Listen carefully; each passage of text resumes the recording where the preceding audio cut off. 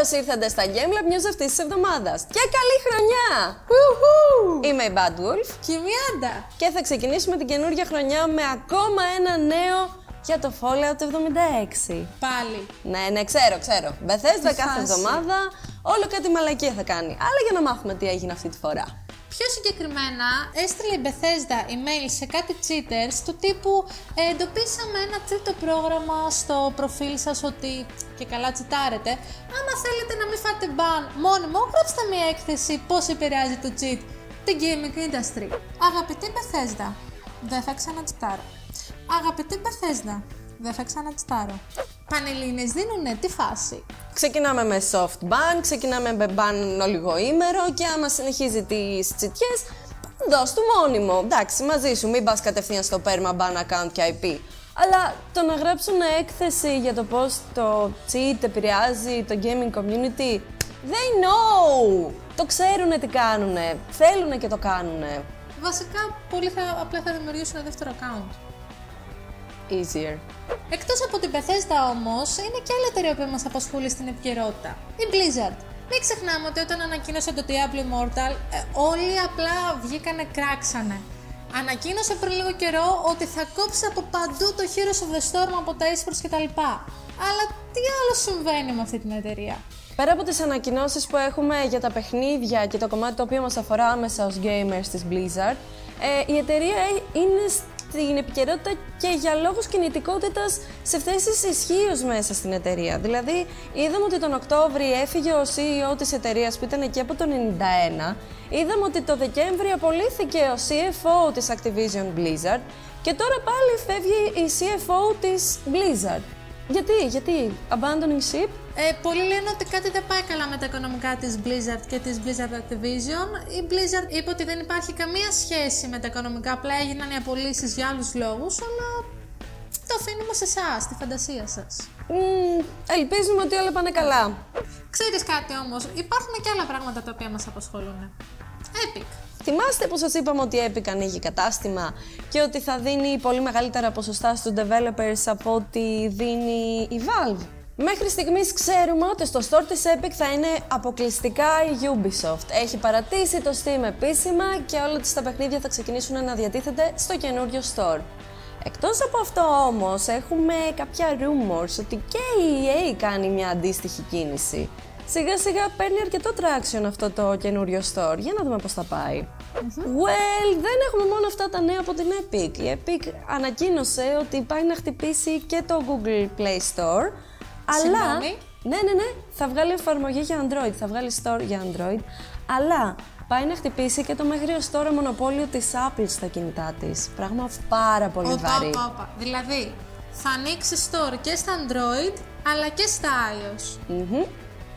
Η αλήθεια είναι ότι αυτό το νέο μας έρχεται λίγο αφότου η Επιτροπή Ανταγωνισμού έχει ήδη ασχοληθεί με την Apple για το θέμα του App Store και την αποκλειστικότητα την οποία έχει στις iOS συσκευές. Το ότι δεν έχει αφήσει ανοιχτή την πλατφόρμα της έτσι ώστε να αναπτυχθούν και άλλα store από τα οποία μπορεί να κατεβάζει ο κάθε χρήστης είναι θέμα συζήτησης εδώ και αρκετό καιρό και από developers αλλά και από άλλες εταιρείες οι οποίες θέλουν να αναπτύξουν κάτι τέτοιο. Από ό,τι φαίνεται η Epic μάλλον θα είναι η πρώτη η οποία θα το τολμήσει να χτυπήσει την Apple. Θα αποτύχει. Όχι, εγώ θεωρώ ότι θα πάει καλά και μπράβο της που το κάνει. Θα αποτύχει. Εδώ να σχολιάσω ότι η Ubisoft θα ξεκινήσει αυτή την κίνησή της με την Epic Stores βάζοντας σε προπαραγγελία το The Division 2. Αντί να το βάλει στο Steam θα το βάλει στην Epic. Αυτό είναι το πρώτο παιχνίδι, το πρώτο του βήμα. Hashtag Ubisoft. Βασικά hashtag Epic. Hashtag Epic Ubisoft. Ίσον Louvre. Νέα κονσόλα, νέα κονσόλα, νέα κονσόλα. Νέα κονσόλα θα βγει, παιδιά.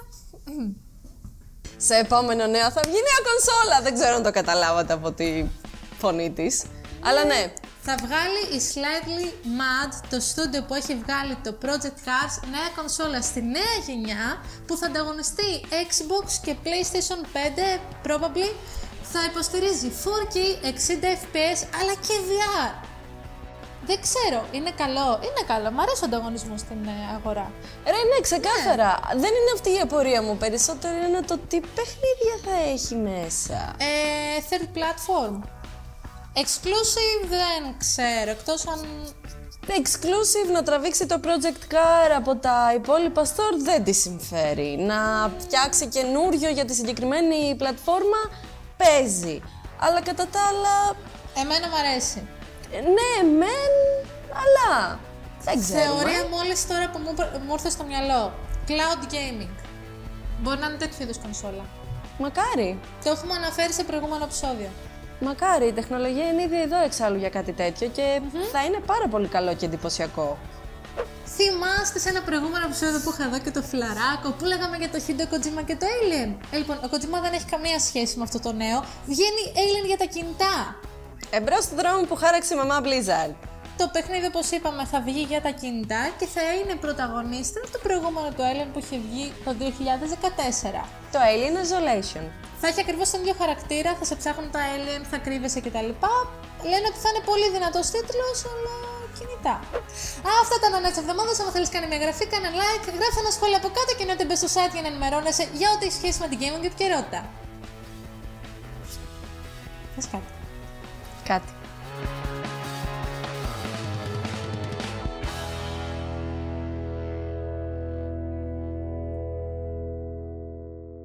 Άρα, ή αυτό θα πετύχει, ή απλά θα αποτύχει.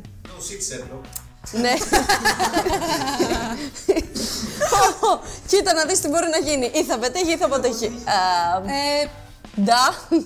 Πες την άποψή σου, πες την άποψή σου γι' αυτό.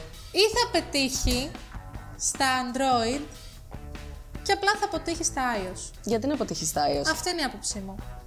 Θα λες ότι θα... Είναι κάτι το οποίο δεν ισχύει στα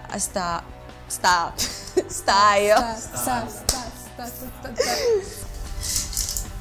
Έλα, εντάξει, σοβαρά τώρα. Δάγκωσε. Βάλ' το μέσα. Λάθος σειρά. Λάθος σειρά, πάντα το βάζεις μέσα. Άδειο. Μία παιχνιδιομηχανή χωρίς παιχνίδα. Κάτσε, μα...